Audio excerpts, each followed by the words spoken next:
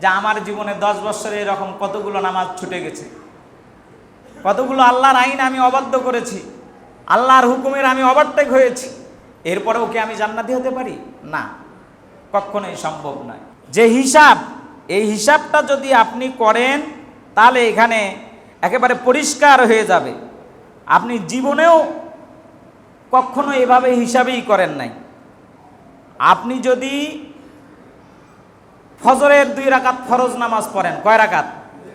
2 রাকাত। 365 দিনে যদি আপনি এই 2 রাকাত করে ফরজ সালাত আদায় করেন তাহলে আপনার 1 বৎসরে হবে 730 রাকাত ফরজ। 1 বৎসরে কত রাকাত ফরজ? হিসাবটা কখনো করেছেন কি? এখন আপনি চিন্তা করেন 730 রাকাত 1 বৎসরে ফরজ আপনি আদায় করেছেন কি করেন নাই? যদি করে থাকেন আলহামদুলিল্লাহ, আর যদি না করে থাকেন তাহলে কি? নাউজুবিল্লাহ। তার কারণ এই সালাত ত্যাগকারীরা, বিশ্বনবী সাল্লাল্লাহু আলাইহি ওয়াসাল্লাম বলেছেন, ইচ্ছাকৃত সালাত যারা ত্যাগ করলো, বাইনাল আবদি ওয়া বাইনাল কুফরি মান তারাকা সালাত, কোনো মানুষ যদি দুনিয়ার জীবনে ইচ্ছাকৃত সালাত ত্যাগ করে, সে যদি নিজেকে মুমিন যতই দাবি করুক না কেন, সেটা আর মুমিন থাকে না, মুমিন থেকে খারিজ হয়ে সেটা কাফেরে পরিণত হয়ে যায়। এখন দেখেন তো গোটা দুনিয়ায় মুমিনের সংখ্যা বেশি না কাফেরের সংখ্যা বেশি? হ্যাঁ, এখন এই লোকগুলো জান্নাতি নে জাহান্নামী? আরে ভাই নিজেরা একটু বলি না, আমরা জান্নাতি নে জাহান্নামী?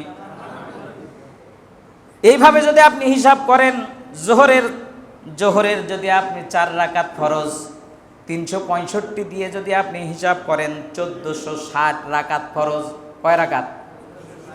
1 বৎসরে। আপনার জীবনে যদি 1 বৎসরে 1460 রাকাত ফরজ আদায় হয়ে থাকে, আপনি জান্নাতি, সুবহানাল্লাহ। আর যদি 1460 রাকাত ফরজ আদায় না হয়ে থাকে, আপনি এইবার নিজেই সিদ্ধান্ত নেন জান্নাতি নে জাহান্নামী। সম্মানিত ভাইরা আমার, আসরেরও এরকম 1460। মাগরিবের যদি হয় তাহলে 1095 রাকাত। এশার নামাজ যদি আপনি জামাতের সাথে আদায় করে থাকেন এইভাবে 1 বৎসর, তাহলে 1460। তার মানে হলো 1 বৎসরে আপনার মোট ফরজ সালাত আদায়ের সংখ্যা হচ্ছে 6205 রাকাত। সুবহানাল্লাহ। আপনি এই 6205 রাকাত সালাত যদি আদায় করে থাকেন, এই সালাত ফজর আদায় করেছেন, ফজর থেকে শুরু করে জোহর পর্যন্ত আপনার কবরে প্রোটেকশন দেবে। সুবহানাল্লাহ। জোহর আদায় করেছেন, জোহর থেকে আপনার আসর পর্যন্ত আপনার কবরে প্রোটেকশন দেবে। আসর আদায় করেছেন, আসর থেকে মাগরিব আপনার কবরে আযাব থেকে বাঁচায়া দেবে। মাগরিব আদায় করেছেন, মাগরিব থেকে এশা পর্যন্ত আপনাকে আযাব থেকে বাঁচায়া দেবে। এশার নামাজ আদায় করেছেন, এশা থেকে ফজর পর্যন্ত কবরে আপনাকে এই সালাত আপনাকে প্রোটেকশন দিয়ে জাহান্নামের আগুন থেকে বাঁচায়া দেবে। সুবহানাল্লাহ। আর আপনি এই 6205 রাকাত 1 রাকাত নামাজ আদায়েরও খবর নাই, আপনি এবার টাটকা মুসলমান সেজে আপনি নিজেকে জান্নাতি হিসেবে ঘোষণা করেন। আল্লাহ বলে, তুমি এরকম ক্বালু লাম নাকু মিনাল মুসাল্লিন, মুসল্লি না সেজে আমার কাছে মুসলমানের পরিচয় দিয়ে জান্নাতি হতে চাও? সম্ভব? আরো আসতে বলেন ভাই, সম্ভব? সম্ভব নয়। আল্লাহর মুয়াজ্জিন আপনাকে ডাক দিচ্ছে প্রত্যেকটা দিন জাহান্নাম থেকে বাঁচার জন্য 5 বার। 5 বার ডাক দিলে 1 বৎসরে 365 দিনে একটা মুয়াজ্জিন 1825 বার আপনাকে ডাক দেয়। সুবহানাল্লাহ। তো জোরে হলো না? সালাত তো জামাতের সাথে আদায় করি না, যার কারণে সুবহানাল্লাহটাও এটা হুজুরের একটু ধাক্কা দিয়ে বার করে নিতে হয়। সুবহানাল্লাহ জোরে বলবো না? সুবহানাল্লাহ। তাহলে এই যে 1825 বার আপনাকে আজানের মাধ্যমে ডাক দেওয়া হলো, মুয়াজ্জিন ডাক দিয়ে বললেন, হাইয়া আলাস সালাহ, হাইয়া আলাল ফালাহ, সালাতের দিকে আসো, সফলতার দিকে আসো, কল্যাণের দিকে আসো, মুক্তির দিকে আসো, জাহান্নাম থেকে তোমাকে জান্নাতি করার জন্য ডাকছে, আসো। কিন্তু আপনি সেই ডাকে কয়বার সাড়া দিয়েছি ভাই? বলেন আমরা কয়বার সাড়া দিয়েছি? যদি একবারও না দিয়ে থাকি তাহলে তো আপনার মুখ দিয়ে বের হবে ক্বালু লাম নাকু মিনাল মুসাল্লিন। বলেন ঠিক না ঠিক? এই কথা বের হবে কি হবে না? এই কথা বের হবে যে আমি মুসল্লি ছিলাম না। সম্মানিত ভাইয়েরা আমার, এই জন্য বান্দাকেও অনুশোচনা করতে হবে, আহারে জীবনটা কি করেছি।